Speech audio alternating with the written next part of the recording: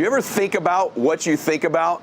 Because if you did, and if you took control of that, you could alter the direction of your entire life. Most people never take the time to take an inventory about their thoughts, yet our thoughts control our world. Our thoughts are like magnets. They literally draw towards us that which we obsess about. And so most people never take the time to analyze what they think about. The most successful people I know are the most self-aware, meaning they're aware of what they do, and they're also aware of what they think. They're aware of how they're perceived. Your obsessions become your possessions because they do. You draw into your life exactly what it is you think about. It's a physical reality that you attract to yourself what you think about. So the difference in our life is 9% of our thoughts. You've got to hone in and get aware of what you think about, and then alter those 9% of the thoughts that are variable on a daily basis to serve you. Because if you don't, these thoughts become like viruses. They're viruses in our minds. What happens in a computer when it gets a virus? It slows down. It becomes sluggish. It doesn't function at its optimal level. Same thing with our thinking. If we don't get those 9% of our thoughts to serve us, our lives go in a completely different direction. So remember this, you don't see things in your life as they are. You see things in life as you are. And so the more you alter you, the more you begin to see things differently. What's is amazing about this is we control who we are by what we think about. You've got to begin to think about the things you want to materialize in your life on a regular basis and think about it repetitiously. Literally, the things that we obsess about become the things that we possess in our lives. Your mind is a weapon, and you got to begin to use it and pick that weapon up and control it. Most people are out of control with their mind. They don't point it at something. They let the world point it, and they misfire all the time. So today, I want you to pick up that weapon that is your mind and begin to point it at the things you want, knowing that it's a magnet that draws to you the things in your life that you would most like to have. Step one, write down the thoughts that don't serve you and eliminate them. How do I eliminate them? By replacement. You eliminate them with replacement, by thinking a new thought. It's as simple as saying, what thought would I need to have that would serve me to get this goal or dream or vision that I have? Your smartphone, you check about 400 times a day. So the second thing is to program your phone with your goals and dreams. That's 400 triggers a day to begin to alter those 9% of your thoughts. We live in a world that we want to be as comfortable as we can. And we wonder why we have no growth. We wonder why when the smallest thing in our life gets difficult, we wonder why we cower and we run away. Our whole life is set up that way. Our whole life is set up in the path of least resistance. We don't want to suffer. We don't want to feel discomfort. So the whole time we're living our lives in a very comfortable area.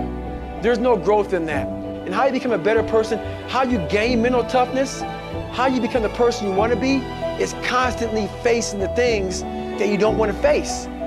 If you constantly run away from things that you don't want to face, how is there growth?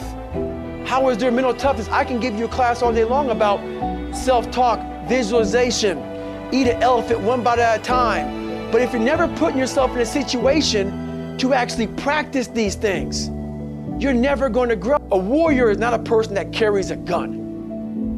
The biggest war you'll ever go through is right between your own ears. Once the mind knows you're not going to quit something, once it realizes you're not going to take the path of least resistance, you're going to stay here until it's done. My mind and my body and my spirit became one for the first time ever. 95% of who we are by the time we're 35 years old is a memorized set of behaviors, emotional reactions, unconscious habits, hardwired attitudes, beliefs, and perceptions that function like a computer program. So then a person can say with their 5% of their conscious mind, I want to be healthy, I want to be happy, I want to be free. But the body's on a whole different program. So then how do you begin to make those changes? Well, you have to get beyond the analytical mind, because what separates the conscious mind from the subconscious mind is the analytical mind. And that's where meditation comes in, because you can teach people through practice how to change their brainwaves, slow them down. And when they do that properly, they do enter the operating system where they can begin to make some really important changes. Most people then wait for crisis or trauma or disease or diagnosis. They wait for loss. My message is, why wait? And you can learn and change in a state of pain and suffering, or you can learn and change in a state of joy and inspiration. The hardest part about change is not making the same choices you did the day before, period. And the moment you decide to make a different choice, get ready, because it's going to feel uncomfortable. It's going to feel unfamiliar. The body's in the unknown.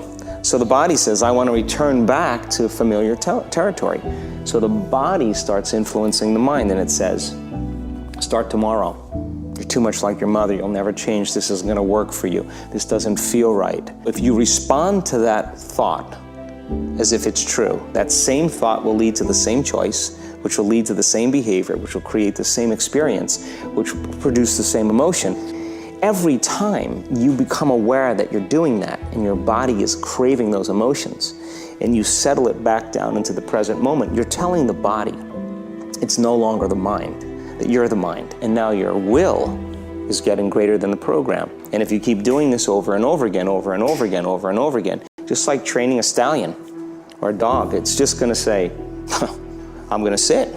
And the moment that happens, and the body's no longer the mind, when it finally surrenders, there's a liberation of energy.